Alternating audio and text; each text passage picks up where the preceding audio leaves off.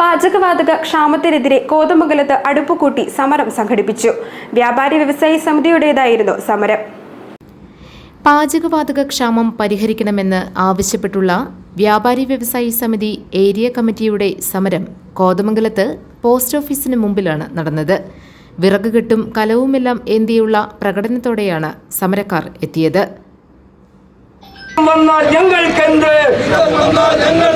ചോദിച്ചവരെ സോദരരെ,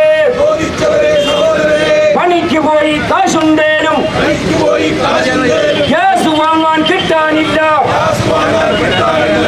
അതാണ് ഈ രാഷ്ട്രീയം.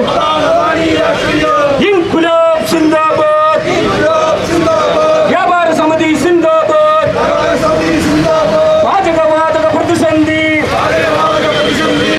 CPM area secretary KA Joy ധർണയുടെ ഉദ്ഘാടനം നിർവഹിച്ചു.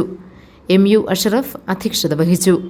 KM Pareed, KA Naushad, Rasheeda Saleem, CE Nasar, PH Shiyas, KA Kuriakose, Joshi Arakkal, Yasar Kavatt, NP Jijo, Sajji Madavana, KV Shalini, സ്വപ്ന ടിൻഡു തുടങ്ങിയവർ നേതൃത്വം നൽകി. കേരളത്തിൽ ഈ വാതകക്ഷാമം പരിഹരിക്കുന്നതിന് വേണ്ടിയിട്ടുള്ള സത്വര നടപടി ഒരു സ്റ്റേറ്റ് ഗവൺമെന്റിന്റെ പരിമിതിയിൽ നിന്നുകൊണ്ട് എടുക്കുന്ന ഒരു നിലപാട് ഉണ്ടായി, തീരുമാനമെടുക്കുകയുണ്ടായി.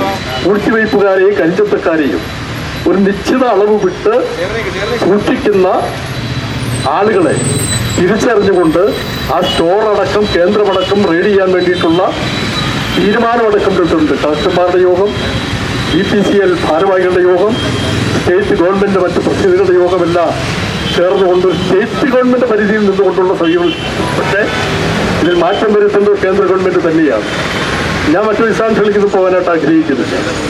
രാജ്യത്തെ സംബന്ധിച്ചിടത്തോളം ഒരു താല്പര്യം ജനങ്ങളുടെ ആവശ്യങ്ങൾ, സാമൂഹ്യ ആവശ്യങ്ങളും വീട്ടാവശ്യങ്ങളും നിർവഹിക്കുന്ന കാര്യത്തിൽ കേന്ദ്ര ഗവൺമെന്റ് എത്രമാത്രം ഉത്തരവാദിത്വ രാജ്യത്തെ കാണിക്കുന്നു എന്നുള്ളതിന്റെ ഒരു ഉദാഹരണമായി ഈ പാചകവാതകത്തിന്റെയും മറ്റ് ഇന്ധനത്തിന്റെയും ക്ഷാമം നമ്മോട് വിളിച്ചു പറയുകയാണ്.